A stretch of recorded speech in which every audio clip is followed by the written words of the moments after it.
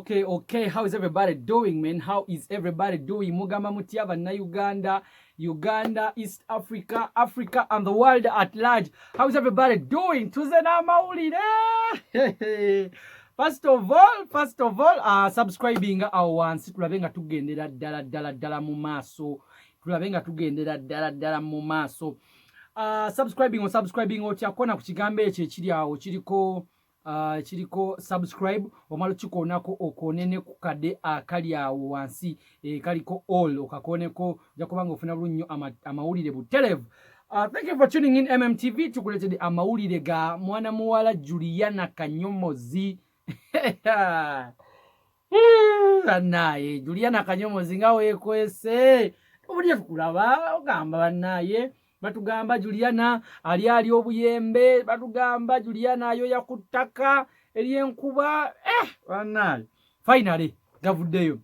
Ladies and gentlemen, amawulire genina lero mwana mwala Juliana Kanyomozi oba gowandiyise JK azadde omwana mulenzi, azadde bouncing baby boy.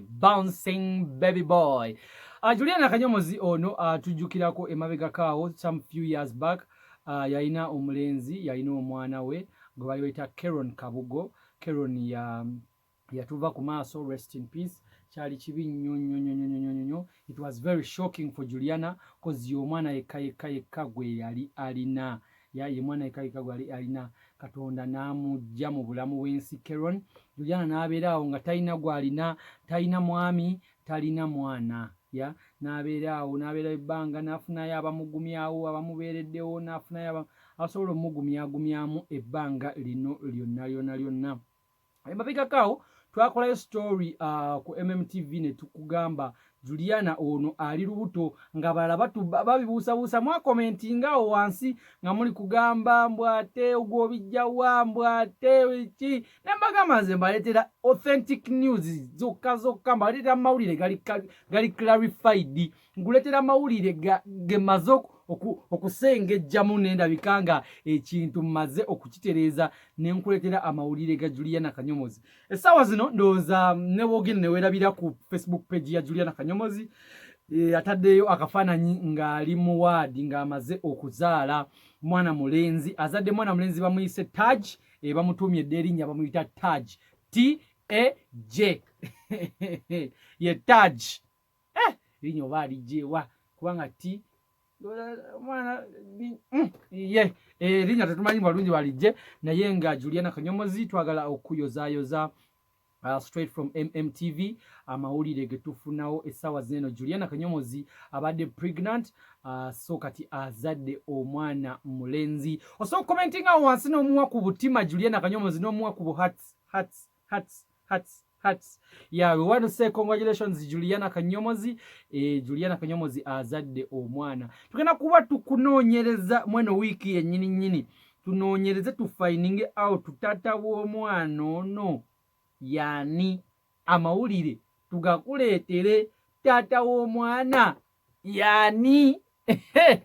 Era nkujukiza tova ku MMTV tugenda kuba tukuleetera amawulire butereevu nnyo naye nga mwana muwala Juliana Kanyomozi mwene embeera gye tulimu leero 12 omwezi gwa May tuli mu mwaka 2020. Juliana Kanyomozi mwazalidde second born. We remember the first born died. First born we Juliana Kanyomozi yafa bambi era netumuziika bulungi nnyo. So Juliana Kanyomozi azadde omwana. Azadde omwana. We want to say congratulations Juliana Kanyomozi. Akyali mu ddwaliro but azadde bulungi nnyo. A very good bagita delivery. Tebamulongoosezza, tebakoze eki but azadde bulungi nnyo. Juliana Kanyomozi from MMTV and from the fraternity of MMTV twagala kukwagaliza to get back to normal very soon because we miss the music. Those are natukubirayo akayimba k'omwana omulenzi naye muneegatteko tuyimbire Juliana akayimba kulika baby munange kulika omwana waliwo gwe bayita taata kaakati omuyambi akuze mu bulumi bwo Juliana mwafunye ekitiibwa kuliko omwana. We want to say congratulations Juliana JK inspiring abayimbi banji nyo inspiring abayimbi banji okuyimba. Yeah, so inspiring abayimbi banji okuyimba ne balabika nga bajoninze music industry era nga ogifunyemu era nga olabika ti essawa zino ndoza banalabira kugwe the likes of Spice Diana nabo ndoza banazaala yakanawo abayimbi banji Lydia Jasmine ndoza nabo tusuubire nti banazaalayo akaana. But from MMTV twagala kukwagaliza okukuza omwana obulungi n'okukwagaliza okusuuka obulungi. Thank you for watching MMTV. Kujukiza subscribing once olabe nga to missing out on each and every kind of story. But for right now tugenda gena ku mu break ne video yange edako ngenda kuletera nga tugenda ne Juliana ono tunyumyemu tulabe abadde atya embere ne badde emuyisiza etya. But right now from MMTV and from everybody abali ku MMTV nkujukiza subscribing tulabike nga tugendera ddala mu maaso. But for me and the team I want to say good night for now.